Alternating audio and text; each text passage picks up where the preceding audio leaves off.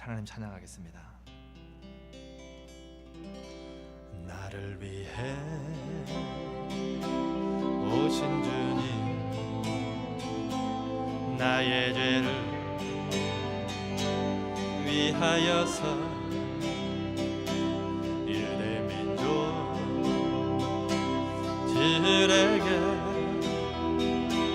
잡히시던 그날 밤에 아무런 말도 없이 우리에게 사랑을 보여주신 주님 예수, 십자가를 지셨네.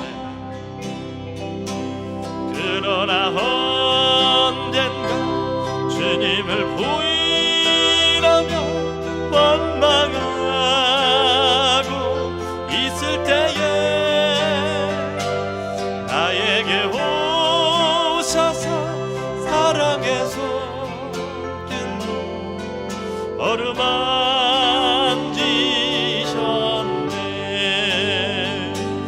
거절할 수,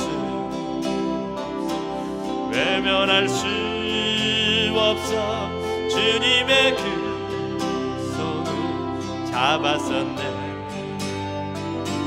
주님의 사랑, 뜨거운 눈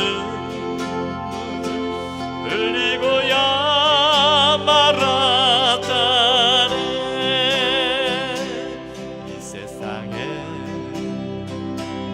오신 주님, 나의 죄를 위하여서 로마 병정 창과 칼에 찔리시던 그 말로 아무런 말도 없이 우리에게 평안을 약속하신 주님 예수, 십자가에 못 박혔네. 그러나 언젠가 주님을 부인하며 원망하고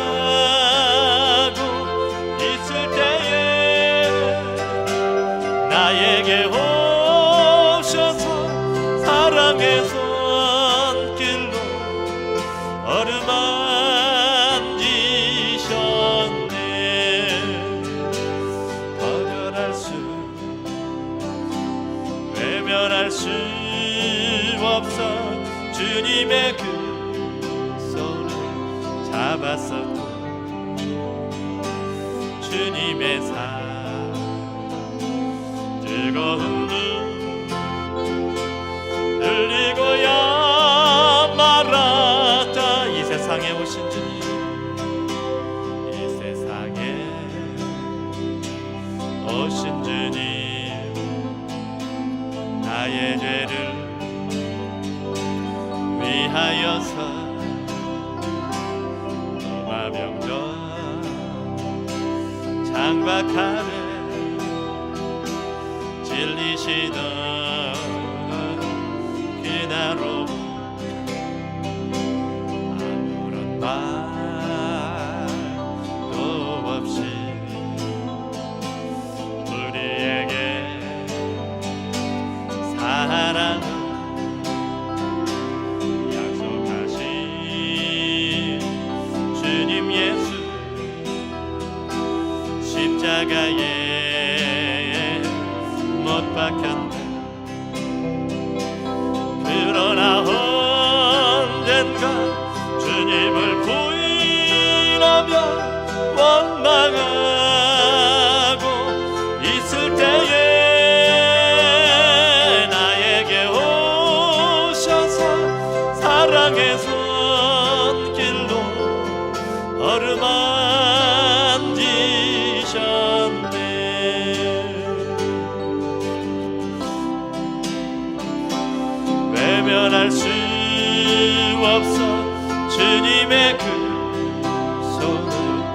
잡았었네. 주님의 사랑 뜨거운 눈물을 흘리고야 말았다네. 하나님 한 번도 나를 실망시킨 적 없으시고 언제나 공평과 은혜로 나를 지키셨네. 오 신실하신 주, 오 신실하신 주, 내 너를 떠나지도 않으리라. 내 너를 버리지도 아니리라. 약속하셨던 주님, 그 약속을 지키사 이후로도 영원토록 나를 지키시리라 확신하네. 지나온 모든 세월들 돌아보아도 그 어느 것 하나 주의 손길 안 미친 것 전혀 없네. 오 신실하신 주, 오 신실하신 주, 내 너를 떠나지도 않으리라. 내 너를 버리지도 아니리라. 약속하셨던 주님, 그 약속을 지키사 이후로도 영원토록 나를 지키시리라 확신하네. 왜 나만 겪는 고난이냐고 불평하지 마세요. 고난의 뒤편에 있는 주님이 주신 축복 미리 보면서 감사하세요. 너무 견디기 힘든 지금 이 순간에도 주님이 일하고 계시잖아요. 남들은 지쳐 앉아 있을지라도 당신만 일어서세요. 힘을 내세요. 힘을 내세요. 주님이 손잡고 계시잖아요. 주님이 나와 함께함을 믿는다면 어떤 역경도 이길 수 있잖아요. 힘을 내세요. 힘을 내세요. 주님이 손잡고 계시잖아요. 주님이 나와 함께함을 믿는 어떤 고난도 견딜 수 있잖아요. 왜 이런 슬픔 찾아와 원망하지 마세요. 당신은 잃은 것보다 주님께 받은 은혜 더욱 많음에 감사 사세요. 너무 견디기 힘든 지금 이 순간에도 주님이 일하고 계시잖아요. 남들은 지쳐 앉아 있을지라도 당신만 일어서세요. 힘을 내세요. 힘을 내세요. 주님이 손잡고 계시잖아요. 주님이 나와 함께함을 믿는다면 어떤 고난도 견딜 수 있잖아요. 힘을 내세요. 힘을 내세요. 주님이 손잡고 계시잖아요. 주님이 나와 함께함을 믿는다면 어떤 고난도 견딜 수 있잖아. 힘을 내세요. 힘을 내세요. 힘을 내세요. 주님이 손잡고 계시잖아요. 주님이 나와 함께함을 믿는다면 어떤 고난도 이길 수 있잖아요. 힘들고 지쳐 방황하고 넘어져 일어날 힘 전혀 없을 때에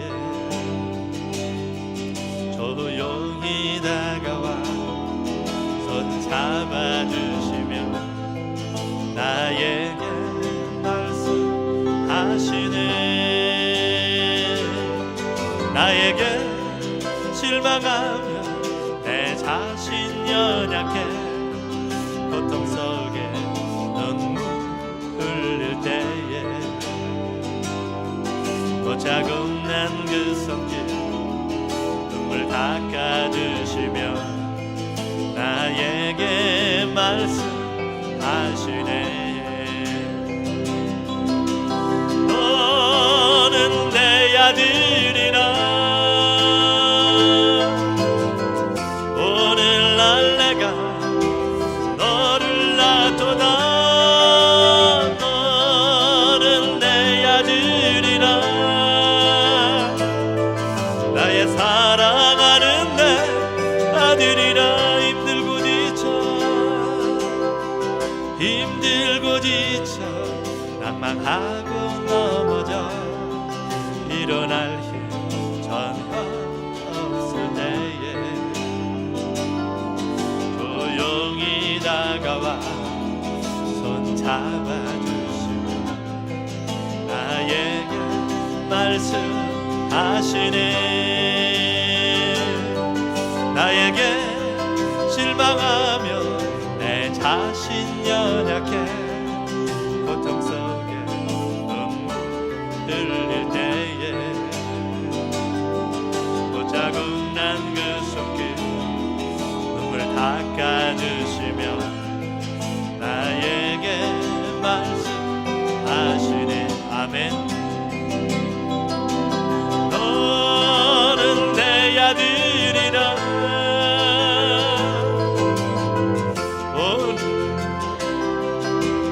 너를 놔둬다.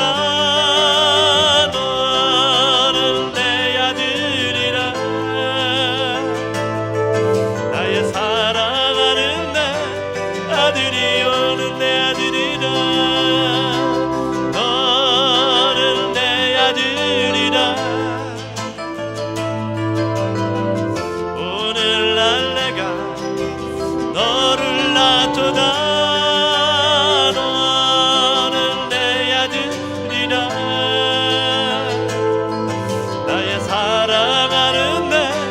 아들이라.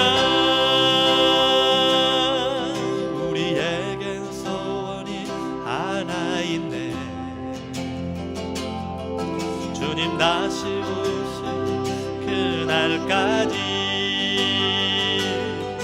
우리 가슴에 새긴 주의 십자가 사랑 나의 교회를 사랑케 하네.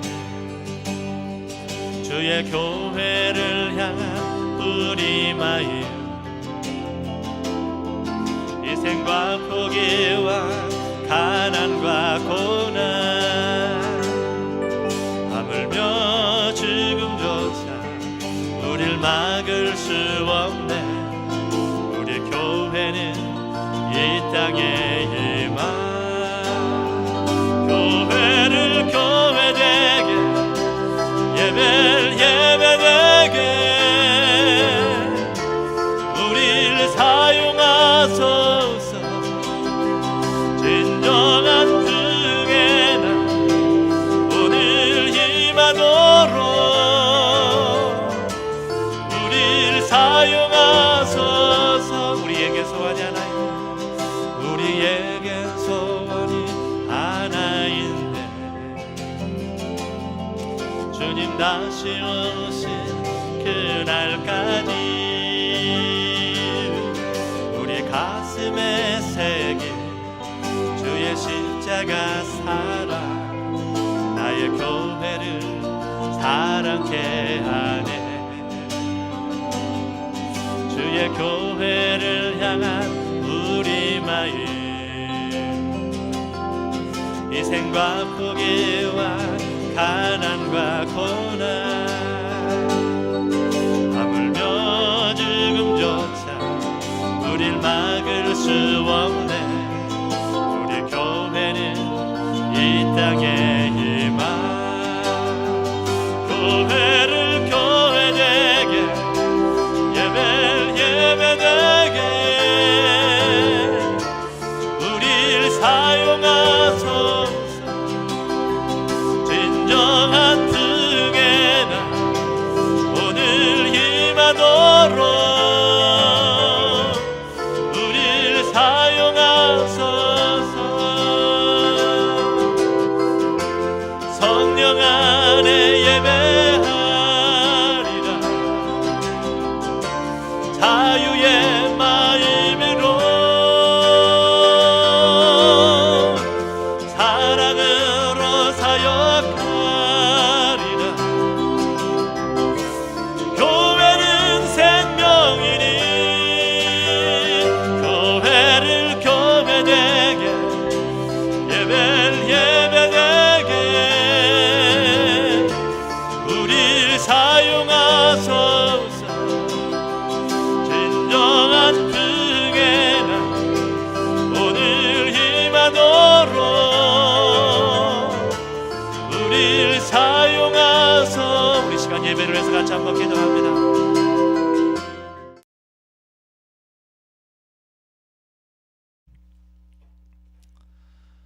할렐루야.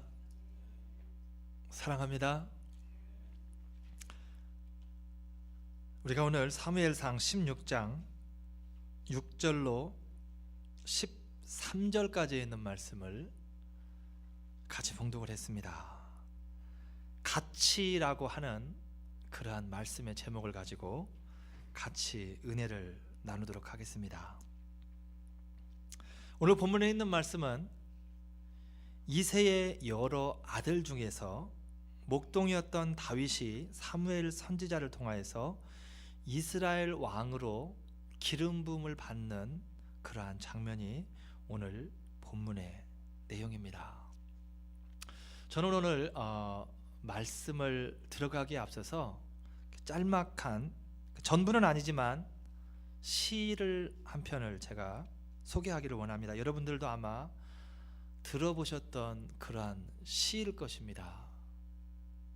별로 이렇게 시를 묵상하고 이러한 것들에 대해서 별로 이렇게 관심이 없지만 중학교 고등학교 때 그래도 이렇게 좋아했던 시가 한 편이 있는데 여러분들한테 잠깐 소개합니다. 꽃이라고 하는 시입니다. 김춘수 시인이 적은 시인데요, 앞부분만 잠깐 소개를 하면, 내가 그의 이름을 불러주기 전에는 그는 다만 하나의 몸짓에 지나지 않았다. 내가 그의 이름을 불러주었을 때에 그는 내게로 와서 꽃이 되었다라고 하는 그러한 시입니다. 물론 그 뒤에 계속해서 이어지는 그러한 시귀절들이 있습니다. 그러나 오늘 이 앞부분이 우리 오늘 읽었던, 오늘 제가 전할 설교 내용과 조금 연관이 있는 것 같아서 여러분들에게 소개를 드렸습니다. 사람의 가치, 곧 능력을 판단하는 가장 근접한 기준이 여러분 어디에 있다라고 생각하십니까? 우리가 사람을 보게 되면, 사람을 만나게 되면 나도 모르게 그 사람에 대해서 판단을 하게 됩니다. 그 사람의 가치, 곧 능력입니다. 그거를 판단하게 된다는 것입니다. 이 사람은 어떤 사람이겠다. 물론 그것이 100% 맞을 수는 없습니다. 내 주관대로 하는 것이기 때문에. 그러나 내가 원든지 원하지 않든지 대부분 보게 되면 내 앞에서 그것이 결정이 되어진다는 것입니다. 내 주관하에.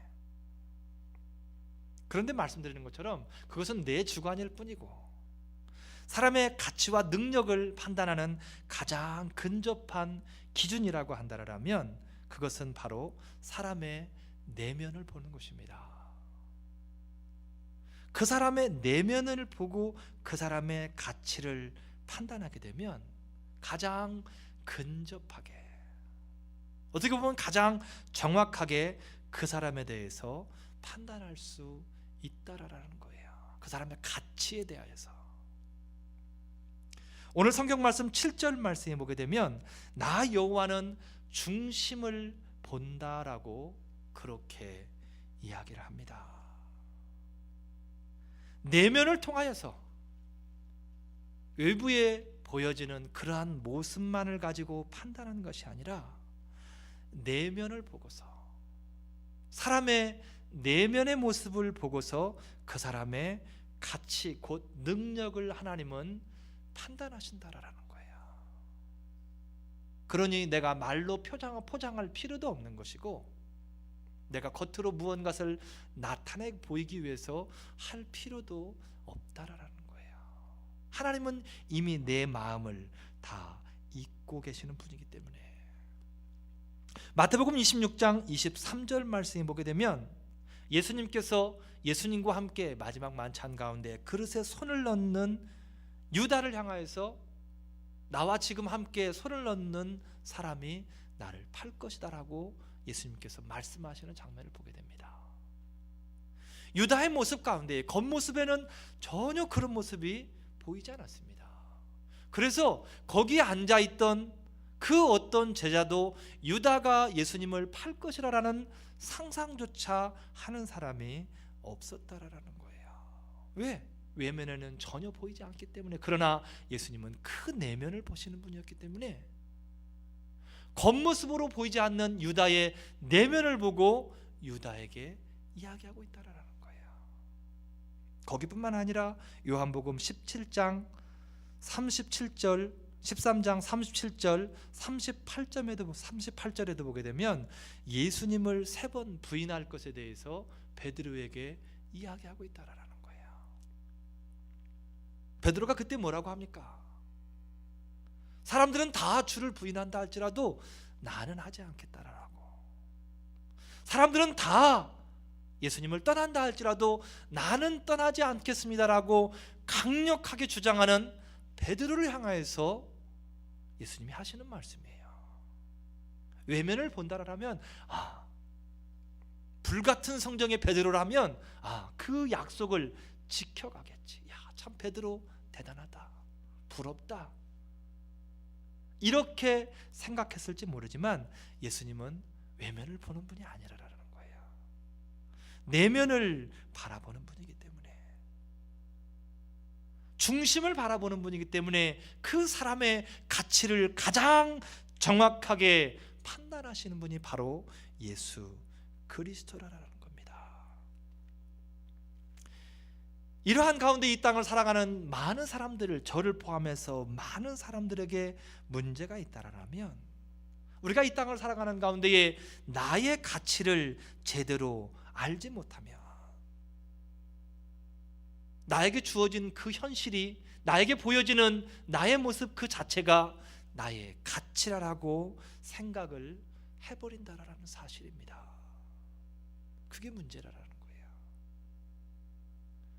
내가 지금 나에게 보여지는 그 현실이 나의 가치가 아님에도 불구하고, 나의 진정한 가치를, 내면에 존재하고 있는 그 가치를 제대로 알지 못하게 되면, 그냥 보여지는 그 모습이 내 가치인 양 그렇게 판단하고 살아가는 그러한 인생들이 너무나도 많다라는 것입니다. 그런데 안타깝게도 그거는 사단의 속임수라는 거예요.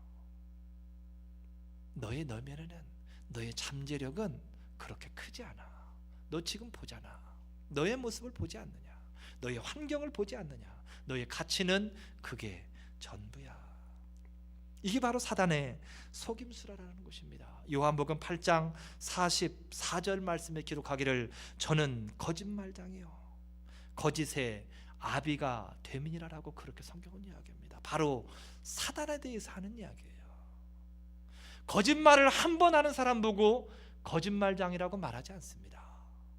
입만 열면 거짓투성이인 사람, 그 사람을 보고 거짓말장이라고 이야기합니다.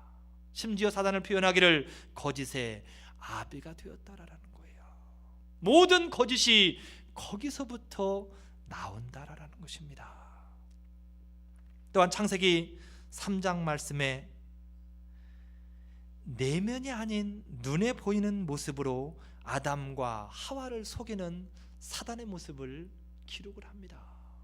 에덴 동산에서 아담과 하와에게 찾아가서 그들에게 눈에 보이는 선악과를 통하여서 유혹을 합니다. 내면이 아닌, 진정성이 아닌 겉모습만을 그들에게 보여줌으로 인하여서, 그리고 이것을 먹었을 때에 얼마나 너희 눈에 아름다운 것들이 보여질지, 그 내면에 그들이 감당해야 될 고통과 하나님으로부터 멀어질 것들에 대해서는 전혀 보여주지 않고 이야기하지 않은 상태에서 단순히 좋은 것 몇 가지만을 보여주며 그들을 속이는 것이 바로 사단의 모습이라는 이야기입니다. 우리가 내면을 모르게 되면, 그 가치를 모르게 되면 얼마나 많은 희생을 치러야 되는가, 그 내용이 바로 오늘 지금 이야기하고 있는 요한복음 8장, 창세기 3장의 내용이라는 것입니다. 웃지 못할 이야기 같지만 어떤 중년의 신사가 겨울산을 올랐습니다. 오르다 보니까 좋았는데 한참을 더 오르다 보니까 길을 잃은 거예요. 분명히 왔던 길 같아서 돌아가 보는데 길이 없습니다. 몇 시간을 그렇게 헤매다 결국 지쳐서 쓰러질 지경에까지 이르렀습니다. 그런데 한 곳에 불빛이 보이게 되고 그 불빛을 찾아갔더니 집이 있습니다. 집에 들어갔더니 그곳에 사람이 살고 있는데 할머니 한 분이, 초라한 할머니 한 분이 그곳에 살고 있습니다. 그 할머니의 도움을 받아서 그곳에서 먹고 쉬고 몇 날 며칠을 힘을 저장합니다. 내려갈 수가 없는 그러한 상황이었기 때문에 이제 어느 정도 시절이 지나서 눈이 좀 녹아내리고 해서 이제 그 중년의 신사가 산을 내려옵니다. 그런데 그 산을 내려오기 전에 할머니가 살아가는 그 모습이 너무나 구차해 보이는 거예요. 집도 너무 초라하고 먹는 것도 물론 본인이 먹을 것이 없어서 그 할머니에게 도움을 받아서 얻어먹었지만 모든 것들이 다 열악한 거예요. 그런데 이 중년의 신사는 중견 사업가였습니다. 그래서 이 중년의 신사가 수표를 한 장 적어가지고 할머니에게 드리는 거예요. 이거를 가지고 집도 새로 이곳에 짓고 음식도 좀 충분하게 갖다 놓고 살기를 바라는 마음에서 이 중년의 신사가 수표를 적어주고 산을 내려갔습니다. 몇 년 뒤에 이 중년의 신사가 할머니가 궁금해서 다시 그 산에 올라간 거예요. 가봤더니 새로 집이 지어져 있을 줄 알았는데 집은 그대로입니다. 들어가 봤더니 인기척이 별로 없는 거예요. 찾아보니까 방 안에 할머니가 누워서 그냥 오래전에 돌아가신 거예요. 이게 어떻게 된 일일까? 내가 준 수표는 어떻게 하고 할머니가 이곳에서 이렇게 초라하게 돌아가셨는가? 의아하면서 방을 이렇게 바라다 보는데 자신이 준 수표가 창문에 뚫려 있는 그 종이 틈새에 그 구멍을 막기 위해서 수표가 붙어 있더라라는 거예요. 수표는 받았지만 그 가치를 모르는 거예요. 그 수표 한 장이면 집을 짓고 먹을 것을 사고 모든 것을 할 수 있는 그러한 액수의 수표가 있는데도 불구하고 그 할머니는 그 수표의 가치를 모르기 때문에 그저 바람이 들어오는 구멍 한 곳을 막는 것에 불과한 곳에 그 수표를 사용했다라는 것입니다.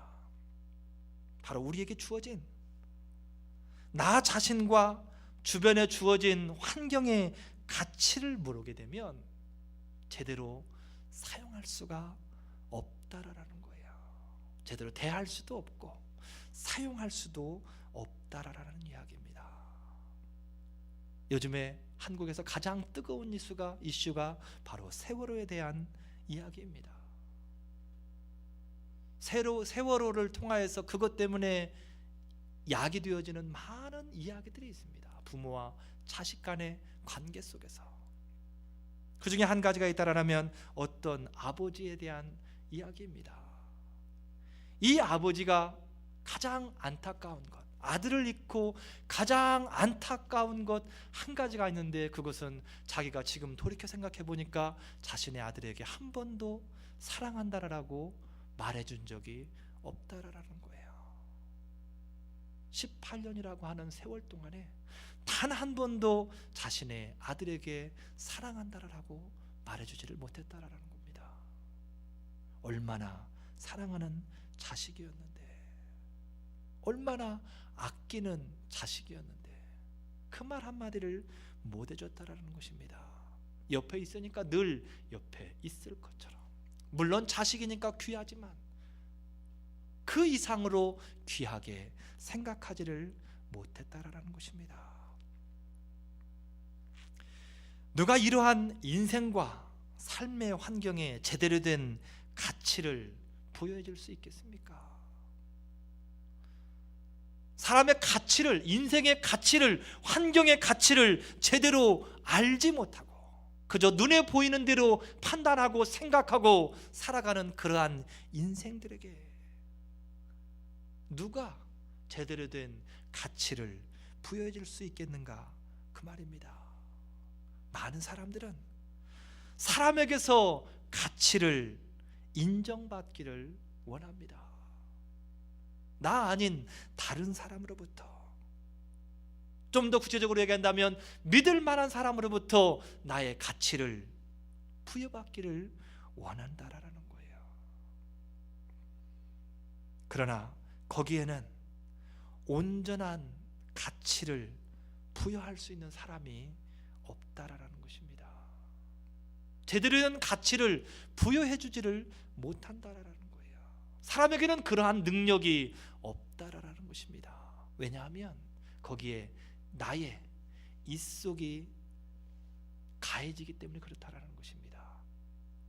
나의 이성의 생각에 거기에 가미가 되어지기 때문에 온전한 가치를 부여할 수 없다라는 거예요. 사무엘 17장 28절 말씀에 보게 되면 전쟁에 나가려고 하는, 골리앗과 싸우려고 하는 다윗을 향하여서 그의 형이 고백하는 이야기입니다. 내가 어찌하여 이리로 왔느냐? 내가 내 교만과 완악함을 아노니 내가 전쟁을 구경하러 왔도다 라고 다윗의 가치를 매기는 형의 모습을 볼 수 있습니다. 다윗의 진정은 어떻습니까? 하나님이 지금 모욕당하고 있는 그 모습을 보고 너무나 화가 나서 하나님을 사랑하기 때문에 하나님을 대신하여서 목숨을 내걸고 다윗은 지금 싸우기 위해서 그 자리에 있습니다. 그게 바로 다윗의 진정한 가치라는 것입니다. 그런데 그의 형이 그의 가치를 매기는데 왜 이 자리에 와 있냐라는 것입니다. 너는 교만하고 완악하고 전쟁을 구경하기 위해서 지금 이 자리에 와 있다라는 것입니다. 제대로 된 가치를 매길 수가 없다라는 거예요. 요한복음 10장에 보게 되면 13장에 보게 되면 예수님께서 유다를 자신을 파는 자로 지목합니다. 아까 얘기했던 것처럼 나와 함께 그릇에 손을 넣는 자가 나를 팔리라. 그러나 제자들이 깨닫지를 못합니다. 예수님께서 거듭해서 말씀하십니다. 내 하는 일을 속히 하라. 네가 나를 팔려고 지금 마음 가운데 있는데 그 일을 빨리 진행을 시키라라는 것입니다. 그런데 거기에 있는 제자들은 그거를 눈치채지 못하고 유다가 돈을 맞는 그러한 회개의 직분을, 그 모임 가운데에 회개의 직분을 감당하고 있기 때문에 아마도 명절에 쓸 물건을 예수님께서 빨리 사라라고 그렇게 말씀하시는 것보다 전혀 다른 생각을 하고 있다라는 것입니다. 바로 자신의 이성의 생각의 한계로 사람의 가치를 매기기 때문에 제대로 된 가치를 매길 수 있는 사람은 이 땅에 없다라는 것입니다. 사람으로서는 할 수 없고 오직 예수님만이 인생에게 진정한 가치를 매겨줄 수 있다라는 거예요. 그 능력을 예수님만이 진정으로 파악할 수 있다라는 것입니다. 사무엘상 16장 13절 말씀에 기록되어진 것처럼 목동이었던 다윗, 겉모습은 목동입니다. 이미 이제 아직 자라지 않은 아이에 불과하고 목동이었지만 하나님은 그를 왕으로 보셨다라는 거예요. 그 내면을 보셨다라는 거예요. 형들이 훨씬 잘나 보이고 멋있어 보이지만 하나님은 그 내면 가운데 그들에게는 그러한 모습이 전혀 보이지 않는다라는 것입니다. 그러나 어리지만 목동이지만 다윗에게는 그 모습이 보인다라는 것입니다. 그래서 다윗에게 기름을 부여주며 그에게 가치를 부여해 주고 있다라는 것입니다. 또한 출애굽기 3장 말씀에도 기록하고 있는데 하나님을 만난 호렙산에서 하나님을 만난 모세의 모습이 어떠했습니까? 40년을 미디안 광야에서 양을 치는 목동으로 살아온 모세였습니다. 그 모습이 얼마나 화려했겠습니까? 한낱 시골 천부에 불과한 그 모세를 보고 하나님께서는 이스라엘의 지도자의 모습을 그 내면에서 보았다라는 거예요. 극구 본인이 사양하고 부인함에도 불구하고 하나님, 나는 할 수 없습니다. 나에게는 그런 능력이 없습니다. 부인함에도 불구하고 하나님은 내가 너를 이스라엘의 지도자로 써야 되겠다라는 것입니다. 내 백성을 인도할 지도자로 써야 되겠다라는 것입니다. 하나님은 내면을 보시기 때문에 인생의 정확한 가치를 부여하시는 분. 베드로전서 2장 9절 말씀에 보게 되니까 우리의 인생에게 또한 예수님께서 가치를 부여하십니다. 우리의 가치를 정확하게 그곳에 기록하고 있습니다. 무엇라고 거기에 기록하고 있습니다. 기록하고 있습니까? 너희는 택하신 족속이요. 할렐루야. 바로 저와 여러분에게 하시는 말씀입니다. 왕같은 제사장들이요, 거룩한 나라요, 그의 소유된 백성이라는 것입니다. 여러분의 가치가 그렇다라는 것입니다. 저의 가치가 그렇다라고 예수님께서 지금 말씀하시는 내용입니다. 어떤 의미를 담고 있습니까? 택하신 족속이라고 우리의 가치를 매겨주십니다. 바로 피로 맺어진 영적 이스라엘이라는 거예요. 영적인 이스라엘이 바로 저와 여러분들이라는 것입니다. 또한 왕같은 제사장들이랍니다. 하나님께 예배하는 예배자들이라는 거예요. 할렐루야.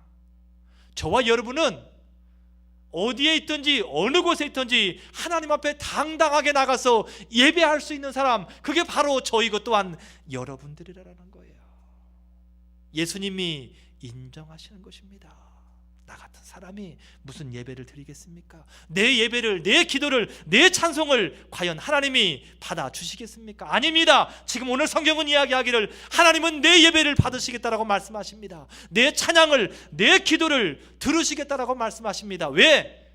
왕같은 제사장으로 우리를 삼아주셨기 때문에. 그게 저와 여러분의 가치라는 거예요.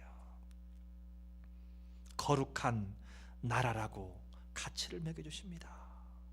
하나님께서 쓰시고자 선별한 사람들, 하나님의 사역을 위하여서 우리를 특별하게 구별한 존재들이라는 것입니다.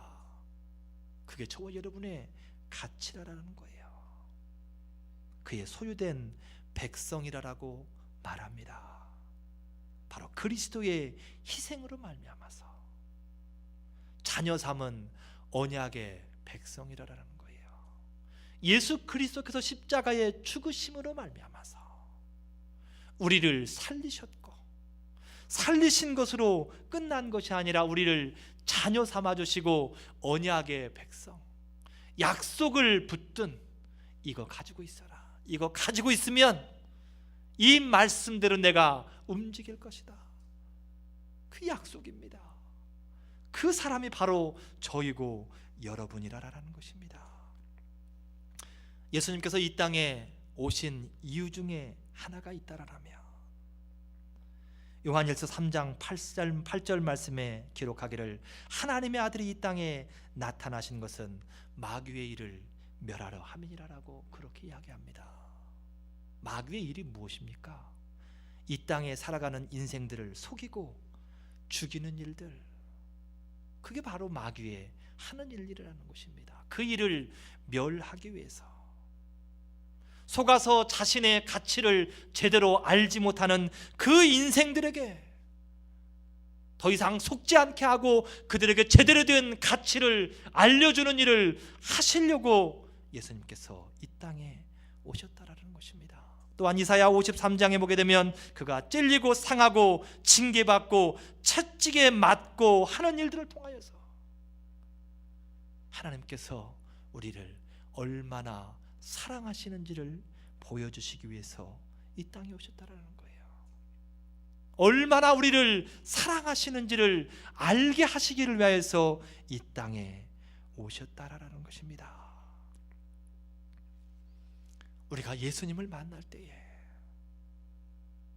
예수 그리스도를 만날 때에, 그때에 비로소 자신의 가치와 또한 환경의 가치와 능력을 제대로 알 수 있다라는 것입니다.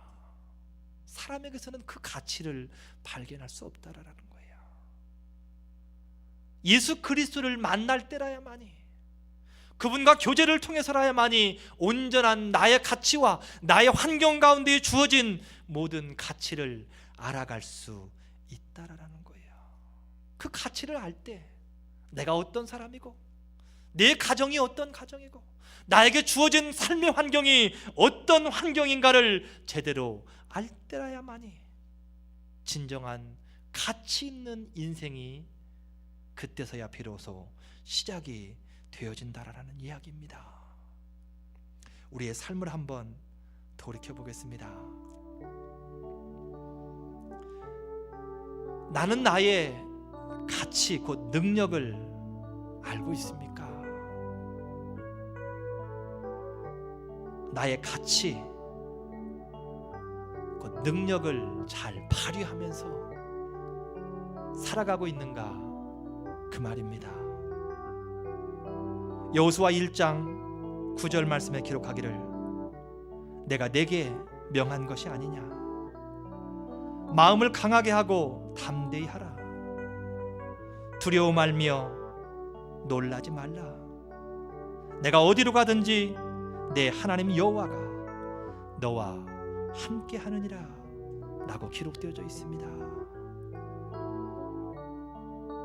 여호수아에게 주시는 하나님의 약속입니다.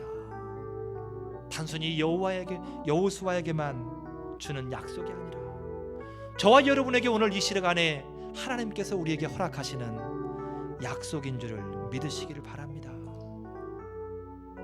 바람이 있다라면 저와 여러분이 예수 그리스도와 온전한 만남을 통하여서 나와 나에게 주어진 환경의 가치를 제대로 알아 언제나 사랑하시고 함께 하신다는 하나님의 약속의 말씀을 붙들고 늘 승리하며 살아가시기를 주님의 이름으로 축복을 드립니다. 감사해요. 깨닫지 못했었는데 내가 얼마나 소중한 존재라는 걸 태초부터 지금까지 하나님의 사랑 항상 날 향하고 있었다는 걸 고마워요. 그 사랑을 가르쳐준 당신께 주께서 허락하신 당신께 그리스도의 사랑으로 더욱서 기며 이제 나도 세상에 전하리라. 당신은 사랑받기 위해 그리고 그 사랑 전하기 위해 주께서 택하시고 이 땅에 심으셨네. 또 하나의 열매를 바라. 우리 시간 들은 말 생각하면서 같이 한 목소리로 기도하는 시간 갖겠습니다. 하나님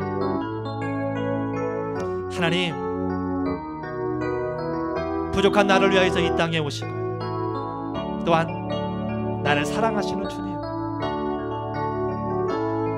나에게 외모가 아니라 내면을 보시고 찾아오시는 주님, 나의 내면 가운데에 존재하는 잠재력을 보시고 귀한 가치를 허락하시는 주님, 나의 외면을 보고 낙심하지 않게 하시옵소서. 나에게 찾아오셔서 나의 가치를 아시고 나를 사랑하시고 또한 나를 품어주시는 주님,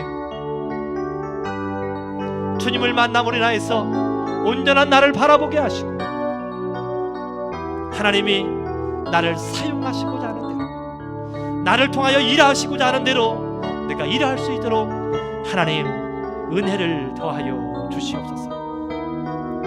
어둠의 영들의 소리에 귀 기울이지 않게 하시고 예수 그리스도의 말씀에 귀를 기울이게 하시고 또한 순종하게 하여 주시옵소서.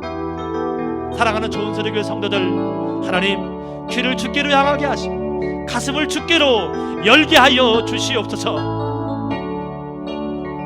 현실에 속박당하지 않게 하시고 하나님 온전히 가슴을 주께로 향할 수 있도록 하나님 은혜를 더하여 주시옵소서. 감사해요.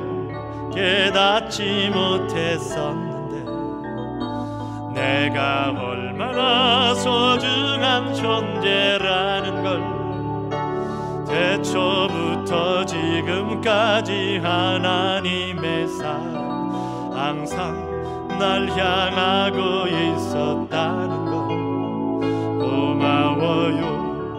그 사랑을 가르쳐준 당신께 주께서 허락하신 당신께 그리스도의 사랑으로 더욱서 기며 이제 나도 세상에 전하리라. 당신은 사랑받기 위해 그리고 그 사랑 전하기 위해 주께서 택하시고 이 땅에 심으셨네. 또 하나의 열매로